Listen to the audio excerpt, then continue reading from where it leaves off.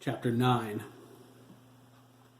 Ow! Virginia cried, glaring at Jeremy. Be careful, will you? Jeremy was under her right arm, holding her up. Susan was under her left. They were trying to get her from Susan's Cherokee into the wheelchair. I can't help it, Jeremy exclaimed. You're heavy. Virginia? Susan puffed. You could let Jeremy do it, you know. The old move the objects with the mind bit. No, Virginia said. What if someone sees him? Too many people know about this already. Just get me in my chair. I'll help, Dabney volunteered. He climbed over the seat and got behind her. They counted 3 and lifted. Jeremy closed his eyes and gave them a tiny mental boost. Virginia was lowered into her wheelchair easily, where she promptly scolded her son. I felt that, Junior, Virginia exclaimed, trying to be mad. It was like being covered with a wet blanket. I'm sorry, Mom, Jeremy said. I didn't want you to fall. Well, I hope you closed your eyes at least. Every time you do whatever it is you do, they glow like crazy. He did, Dabney said. Susan wheeled her to the front door of the maroon and black Colonial. Dabney took Jeremy's arm and held him back. It didn't make much difference, though, he whispered. You could still see the light under your eyelids. Jeremy scowled. Just great. That's the last thing I needed to hear. Sorry, Dabney frowned. Jeremy punched him in the shoulder as they walked toward the door. Lighten up, Copeland, he said, half smiling. Man, you're sensitive. I can feel you without even trying. I never knew you were so insecure. Dabney furrowed his brow. You don't know the half of it. Don't I? Jeremy replied. Dude, I know everything. I guess you do. It's not easy, Dabney, Craig offered. He helped to lift Virginia's wheelchair over the lip at the front door. For any of us. Yeah, man, Jeremy added. He whispered, you have no idea how many secrets people have. Yeah, like your brother Dennis, Craig began. Craig! Jeremy angrily projected. We agreed not to do that. What about my brother? Dabney asked. Dude, don't ask me to, Jeremy began, but paused in mid-sentence. He looked at Dabney oddly. You already know, don't you? Dabney stared at his feet. When he spoke, he chose his words very carefully. My brother is my brother, he said. I've never hurt him like he's hurt me, and I never will. Jeremy patted his shoulder and said, Come on, Dabs, let's go in. Mom's doing room assignments. Yeah, Craig agreed. She's thinking about putting the 3 of us together, but she thinks that might be too crowded. Dabney asked, And? Craig shrugged. No problem. We just need a bigger bed. Oh, no, Jeremy objected, waving them off. You 2 are not sleeping with me for the rest of my life. Dabney smiled. He elbowed Craig and said, We could always ask Chris. Chris poked his head out. I heard that, Dabney, he said, flashing a grin. Jeremy and Craig are connected at the brain. You and I can share. Dabney smirked. When we get my things from the estate, I have a king-size bed. I have a water bed, Chris said. Jeremy and Craig can have my bed then. Perfect, Craig cried. No, Jeremy exclaimed. Bunk bed, snoremonger. They laughed and headed into the house. Virginia examined the living room. She felt the hole in her soul from Thomas's death. There wasn't much she intended to do today. She would assign rooms, make an appointment at her obstetrician, and retire to her room to mourn. She didn't want to cry in front of the kids. It was odd. She wasn't as devastated as she thought she would be whenever she imagined losing Thomas. Going into the light changed things. It adjusted her perceptions. Death wasn't something to be feared. It was something to welcome. Thomas was at peace. She knew that in her heart, and one day they would be together again. It was the thought of not seeing him in the morning, the shrill whistling or the swish of his hips as he wore that stupid pink apron. She would miss him. It would be a long life without him. Tenderly, she touched her belly. "Mom?" Chris asked. "Are you all right?" "I'm okay, Chris," Virginia sighed. "I was thinking what your father would have said about another baby." "I think he would have liked it," Chris replied. "You know how much he loved changing diapers." "Oh, God," Jack groaned, with a sour look in his face. "I remember that. Craig used to go at the worst times, too." "Hey," Craig objected, blushing. Virginia nodded. "They all do, Jack." She told everyone to sit down. Sandy entered at that exact moment.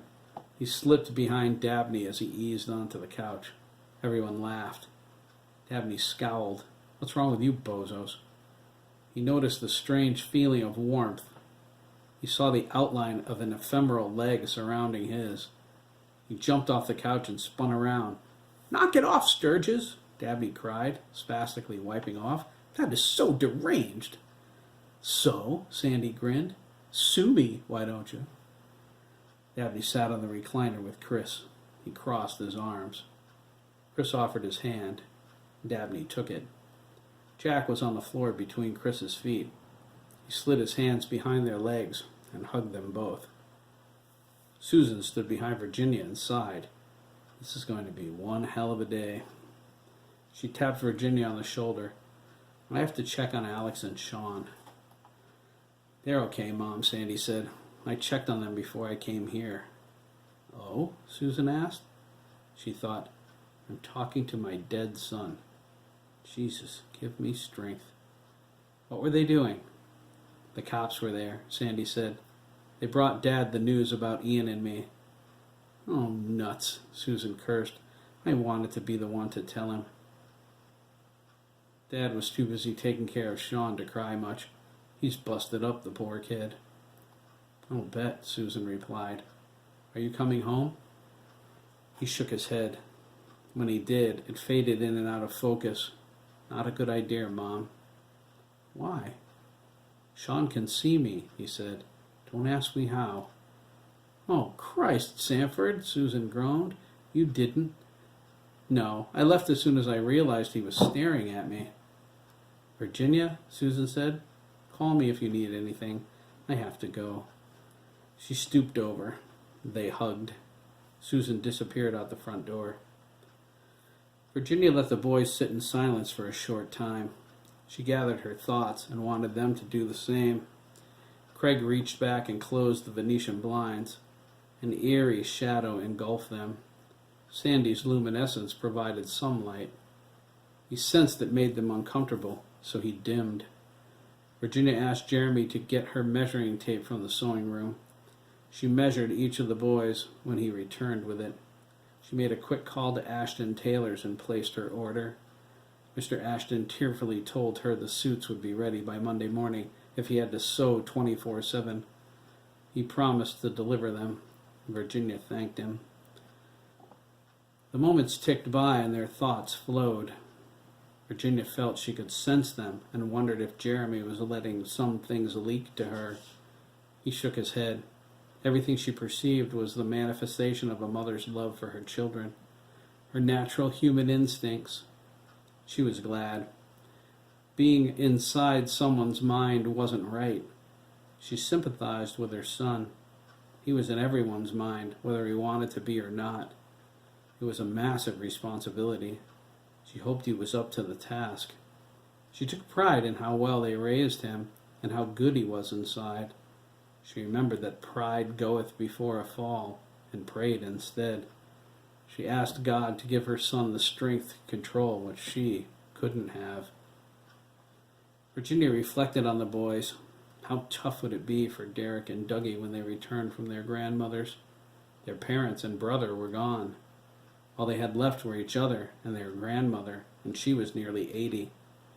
Was Derek surprised to find out his parents planned for their untimely death? Were they all? Certainly the morbidity of gathering together to discuss who took whose kids in the event of a parental demise was beyond their understanding of parental responsibility. They had Cynthia to thank. She insisted on these discussions. The McKees, Gardners, Sturgesses, and Mellons committed to the care of each other's children if anyone died. Cynthia would get Matthew. Virginia wondered if Linda would have gone that route if she knew the Mellons were nudists. She smiled at the imagined expression on Linda's face. She was positively Victorian. Chris and Jeremy would go to the Sturgesses. Thomas and Virginia were the only parents who consulted their children on this, and that was their choice. They, in turn, would have gotten Sandy, Ian, and Sean, but now only Sean. Linda chose not to take anyone. The odds of everyone dying were remote. She didn't feel the need. Virginia and Susan knew better. Linda was terrified of the responsibility of raising her own son. The thought of raising someone else's kids was more than she could handle. Virginia and Susan shouldered the responsibility. Linda was pinch parent if everyone bit the dust. Linda dryly joked, "Just don't get on the same plane together." They laughed about it, but when the Sturgesses and the McKees vacationed together in Aruba, they took separate flights. In the silence, tears spread between the boys, even Jack. They wept until spent. When it was over, Chris's arm was across Dabney's shoulders, holding his hand. Dabney rested his head against Chris and held Jack's hand in his free one. "They look good together," Sandy whispered to Jeremy. "Chris and Dabs, I mean." "Yes, they do," Jeremy agreed. "Chris?" Virginia asked. Chris wiped his eyes. There was something lodged in his throat, and he couldn't speak. He thought it might be his heart. "I want you to call Thurman," Virginia said. "Tell him I need to see him tomorrow, urgently." Chris choked. "Okay, Mom." Virginia held her hand up when he rose. "Tell him to bring the family files," she said. "He'll know what I'm talking about." She looked at Dabney and asked, "How far do you want to go with this? Have you considered all of your options?" Dabney sadly said, "My father tried to have me murdered, Virginia. I don't need a lot of motivating." She motioned for him to come to her. When he did, she pulled him down and hugged him. Dabney let his emotions loose in a desperate crying display that shocked everyone in the room except her. Virginia held him in her lap and shushed him. She turned to Chris. "Tell Thurman we intend to sue Jerry Copeland for custody of Dabney." She gave him the look. "Tell him I said no, Thurman. This isn't a joke." Chris slipped out of the room. Dabney stuffed his emotions. Virginia kissed him on the cheek. The taste of his tears was salty. She wiped them away and held his freckled face in her hands. "I'm so ashamed," Dabney whispered, struggling to keep his voice even. "I've been such a bastard to everybody." "No, Dabney," Virginia corrected. "You've been lonely, hurt, and rejected. Now, you're going to learn how to love and be loved." She tweaked his nose. "I promise." Dabney nodded and choked thanks. He sat on the recliner. Jack laid against his leg and wrapped his arms around his ankle. Dabney rested his hand on Jack's head, absently stroking his soft hair. "It's so much to deal with." He shuddered. Craig looked at his father and whispered, "No kidding." In Thomas's den, Chris dialed Thurman's office number. After 4 rings, the voicemail picked up. Chris realized it was Saturday. He hung up and searched his father's Rolodex for Thurman's home number. He dialed there. Thurman picked up on the first ring. "Virginia?" he asked, his throaty voice thicker than he remembered. "No, Mr. Milner," Chris replied. "It's Chris." "Oh, Jesus, Chris," Thurman said, full of emotion. "I can't tell you how sorry I am about your father." He cleared his throat and rambled. "He was a fine man, son. One of the best I've ever known. Rest assured he provided for your family. You have my word. I swear on my mother's... I swear. Just tell me what you need." Chris heard a woman's voice whispering in the background. It was Thurman's wife, Valerie. "Is it Virginia? The poor girl." Thurman covered the mouthpiece, but Chris still heard him. "No, it's one of the boys." Valerie said, "Oh, the poor dears." "Chris?" Thurman asked. I'm here, Mr. Milner. Please, son, Thurman insisted. Tell me what you need. I'll help in any way. Chris gripped his father's desk. He held on to it to keep from falling over. Mom wants to see you tomorrow. Tell her I'll be there at 10, Thurman interrupted. Babbage is taking my caseload. I've made your family my only priority. Thanks, Chris said. She wants you to bring the family files. She said you'd know what she meant. There was a short pause. Chris, what's going on out there? Thurman asked. The news reports are sketchy. Mostly reporters complaining the police won't let them into Lancaster. He paused. The family files? Lord, they're supposed to be kept sealed unless one of the families... Oh no. Chris, has someone else died besides... other than... My dad wasn't the only one killed, Mr. Milner, Chris said. Sweet Mother Mary, Thurman gasped. He said, you tell your mother everything is in order, and not to worry about a thing. You hear me? There's something else, Chris hesitated. I'm not sure how to handle this. You let me worry about it, Thurman insisted. Chris heard him making sucking noises. He was lighting a cigar. All you have to do is tell me. Chris thought, Thurman, old boy, you haven't got a clue. He took a deep breath and said, Dabney Copeland is here with us. Mom wants to sue Jerry for custody of him. There was silence again. Chris heard Valerie yell, Thurman, the carpet! Oh no, Thurman exclaimed. There was the sound of padding. Hold on, Chris. I dropped my cigar. Chris waited for Thurman to recover. Valerie gave him a tongue lashing for smoking in the house. Thurman replied with the chaste, Yes, dear, and no, dear. Thurman regained his composure. He was without his cigar. Chris heard a toilet flush as Valerie disposed of it. Let me get this straight, Thurman sighed. Chris pictured him rubbing his temples. Your mother wants to sue the richest, most powerful man in that corner of the state, a candidate for the United States Senate for custody of one of his children. Yes, Chris replied. Chris, Thurman asked, can you get your mother on the phone? Chris sighed, covered the mouthpiece, and yelled, Mom! Virginia called back, Hold up the phone, Chris. Chris did what she said and replied, Okay, go ahead. Thurman, Virginia called, Just do it. Custody of Dabney Copeland. I'm not fooling around. Chris put the phone back to his ear. Did you hear her? Thurman snorted. Half of Connecticut heard her. He mumbled, She better have a wicked smoking gun, or she does, Chris interrupted. Thurman said, We'll bring the paperwork. We'll have to go to Rockville for that. He asked, Is there anything else? Chris told Thurman to hold on. He slipped out of the den and went back to the living room. Everyone was quiet. They had been listening. Chris looked at his mother. What about Jack and Craig? He asked. Virginia looked at Jack, who only shrugged. My mother has guardianship of Craig.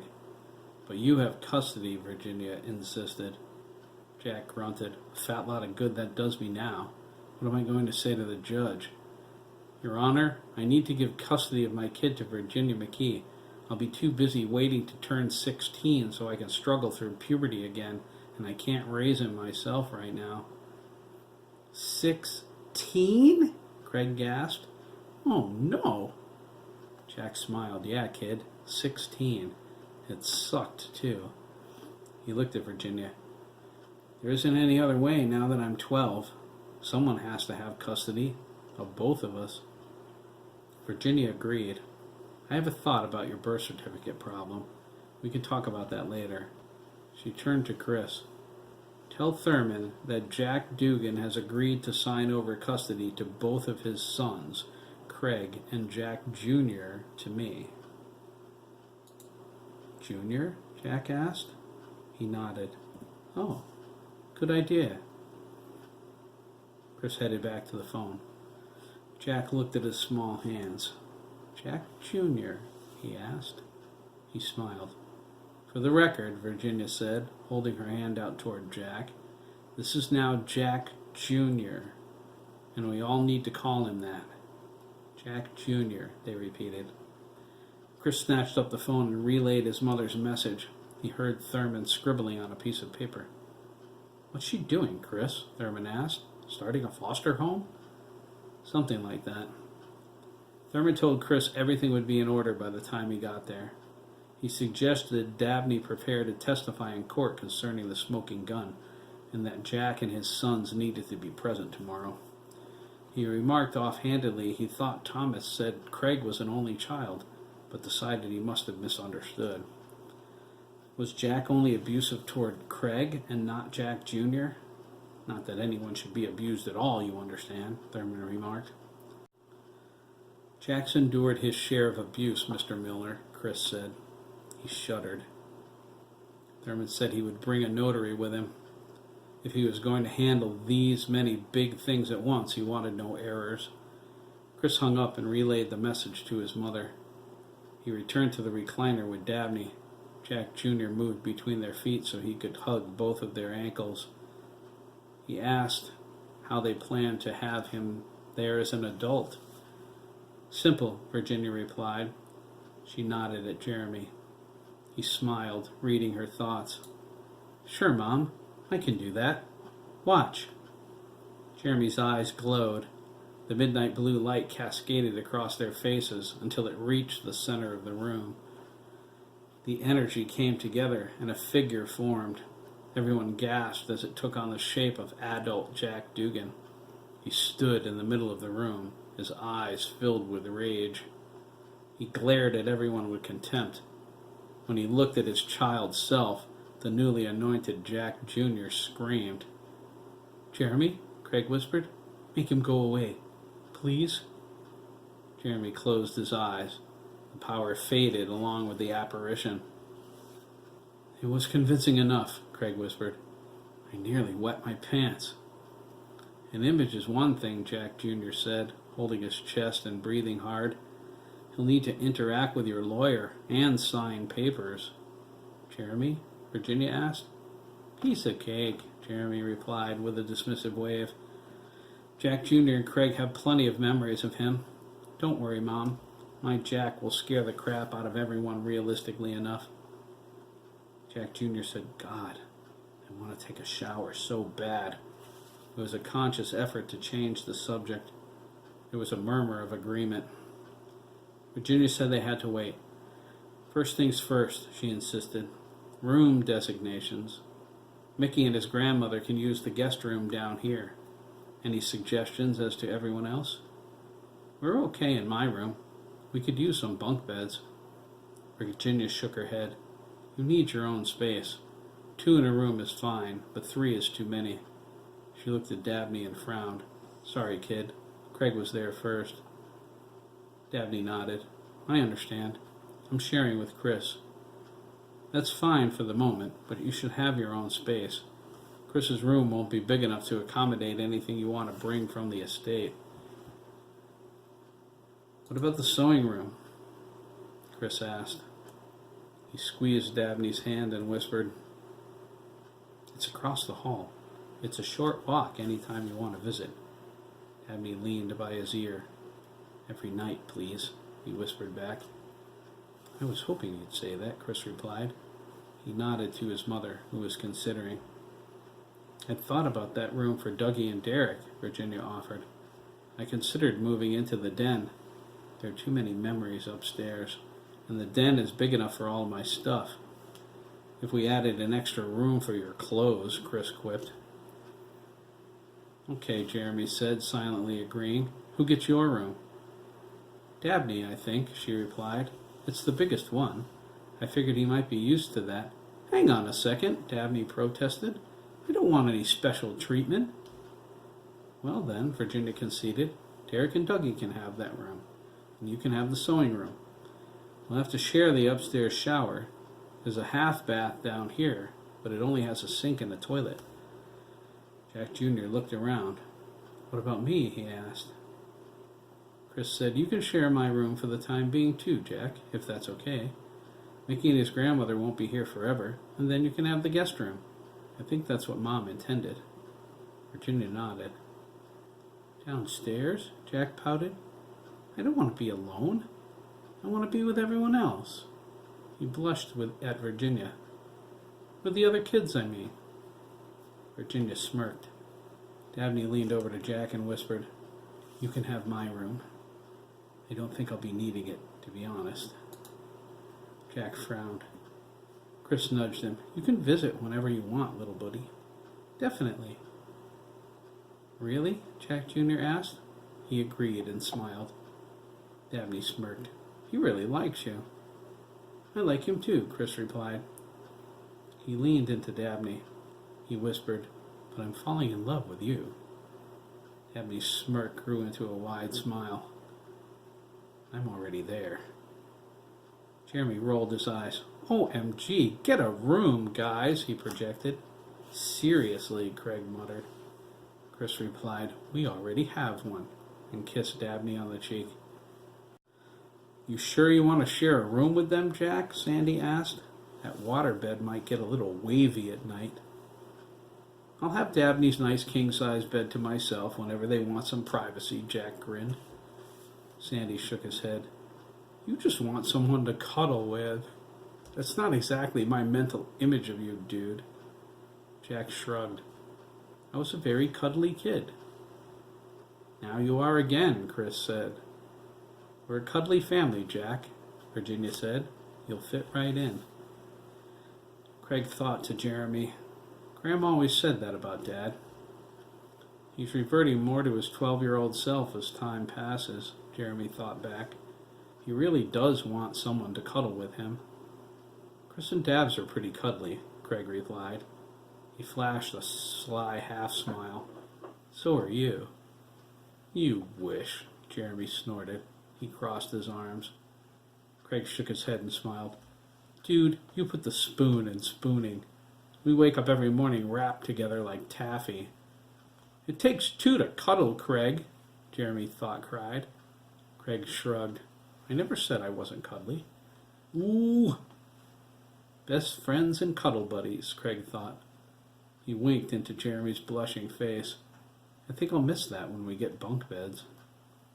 Jeremy gasped, but then burst out laughing. After a moment trying to hold a serious expression, Craig joined him. Everyone looked at them strangely. Jeremy thought, oh God, Craig, I think I want to keep my bed now. Fine by me, Craig thought. He held up his hand, and they shook. There is so much homo in this house, Jeremy thought, amused. Craig snuggled into his side. Jeremy put his arm around him. Honestly, I couldn't care less, Craig thought. You know something, Jeremy thought? Me neither. Being loved beats the crap out of being lonely, Craig thought. Jeremy squeezed him. I do love you, dude. I've never said that to any guy besides my dad, Gramps, and Chris. But with you, it's different. Yep, Craig thought. I love you too. And of course it's different. We're part of each other. No one's ever been as intimately connected with another person like we are. Intimately? Jeremy asked. I guess we can't avoid it, can we? We're linked, mind and soul. I'm not sure I'd avoid it if we could, Craig thought. But we're not gay, though. Gay, Craig thought. Our minds are connected, Jeremy. Our feelings, every thought shared, every memory, fantasy. Our lives are entwined even more than they are in the morning, with no way to turn it off. He shrugged. What's gay mean? We're already closer than any lovers could be. Showering is a nightmare. We need a solution to that, sincerely. It's like being tickled to insanity every morning, and it's driving me crazy. It won't be long before the mind link is strong enough to reach the market. And then what? I'll look like I'm having a seizure when you start washing. We're even going to have to talk about sharing. Shh! Craig looked up at him. Who can hear us thinking?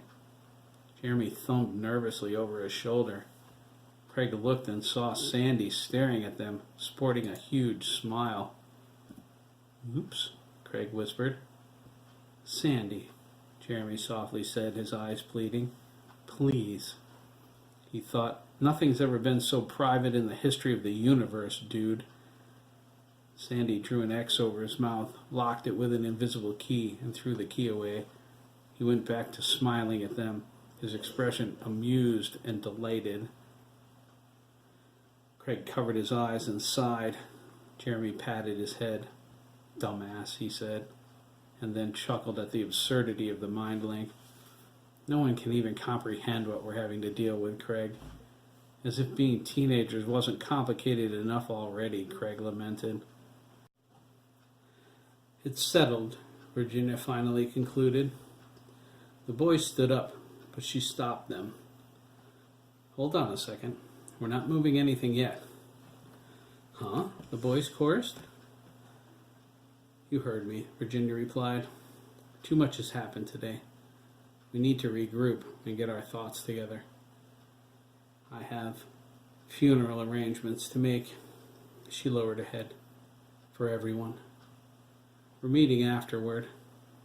She looked at Jeremy. There's a lot about Margaret Adler that no one ever knew. Jeremy needs to show everyone. I think our lives are going to depend on it. They looked at Jeremy. Dabney shuddered. Virginia shook her head. Not now. We'll get into that later. What are we going to do in the meantime? Jeremy asked. Chris said, I'm going down to the farm. What? Everyone cried in disbelief. Hey, it isn't the cow's fault Hiram was a sick freak, Chris retorted. They need to be milked. Who's going to do it? The cops? I don't know, Chris, Virginia expressed. Is that a good idea? I have to do something, Chris replied. Okay, I trust your judgment.